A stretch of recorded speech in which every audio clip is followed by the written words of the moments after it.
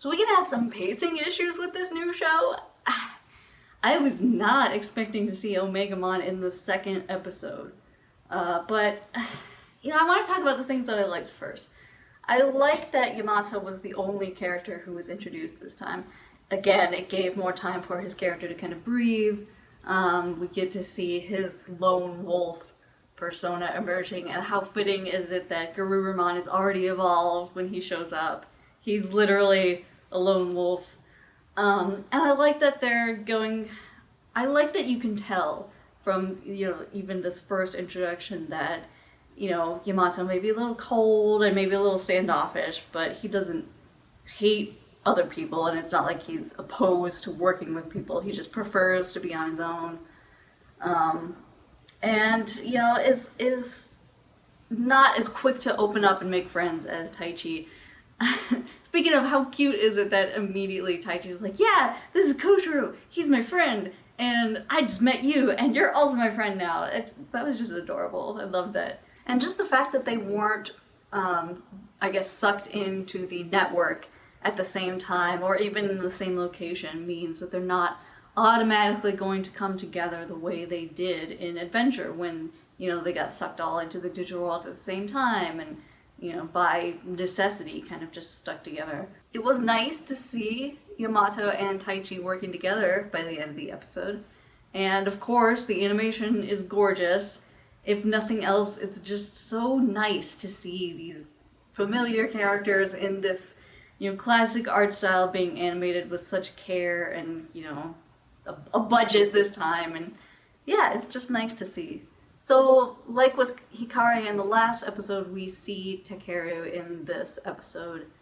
Not for long, but we do get that connection between them, and they both, reach out to the feathers, and they both receive, or at least begin to activate their crests. We see the crest of hope and light in this episode, so it's kind of like the first one where Taichi activated the crest of courage for the first time, but we don't know. Again, that is one of the things that has me the most interested, and I really hope they do something with the way that the crests are being introduced this time around. The fact that it's different from the original Adventure series is really interesting, and I want to see them do something with it. Our war game is, like I said, one of the most iconic things about the original Adventure franchise series. Part of what made Omegamon's appearance so meaningful was that we had spent all this time with these characters. We knew exactly who they are. We had the bond, between the humans, between the Digimon, between the humans and the Digimon. And, seeing Taichi and Yamato get sucked into the internet to rally their wounded partners, and then, having Koshiro email, all the messages from kids around the world, and that being what gives Omegamon gives their Digimon the strength to evolve into Omegamon. It has weight behind it because we know who's involved. It's not just, a missile is going to land in Tokyo and people are in danger, and we care because we don't want them to die. We had faces and names and personalities to go along. Like, these were personal. We had a personal stake in the issue, and I'm afraid that this new reboot is just riding off of the stuff that already exists. I'm trying to look at this blindly and thinking, okay, coming into this, would I care as much as I do if I didn't already know these characters and didn't already love them?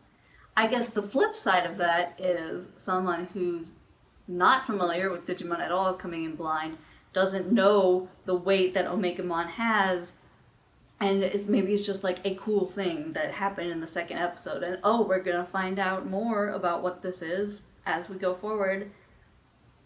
And I guess that there's nothing wrong with that. I'm just, when you start that big, where else is there to go?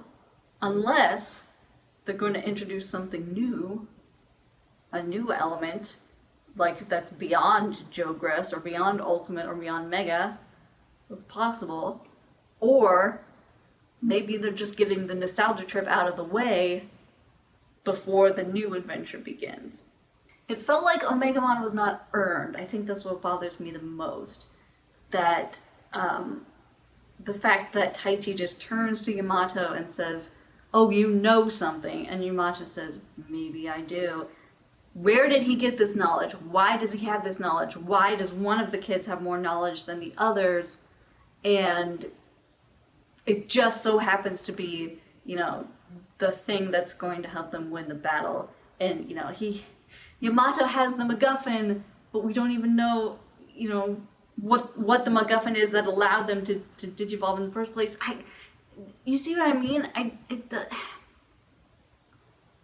It feels like they gave Yamato the knowledge that a Jogress was going to be what saved the day, just as it was just a ploy to get Omegamon there because they needed Omegamon there because they're doing War Game. Not for any character reason or story reason. And that's what's frustrating me. And I'm hoping, because one of the things that excited me about this was it's a new story. They're gonna do new things with it. Oh wait, this is just War Game without the emotional weight behind it. Again, I'm wondering that there's not new story elements to be had, and maybe again we just need to push past the nostalgia for now. I don't know. It's a rocky start, but I am trying not to make too many judgments at this point because it is only the second episode, and we'll just have to see where it goes from here. One thing I did really enjoy was the banter between the Digimon themselves, like Garurumon saving Greymon and saying, "Oh, you owe me," and then Greymon being like, "I paid you back." It was cute. If there was one thing from Adventure that I would like to see improved on, it was that the Digimon themselves didn't have much of a unique personality.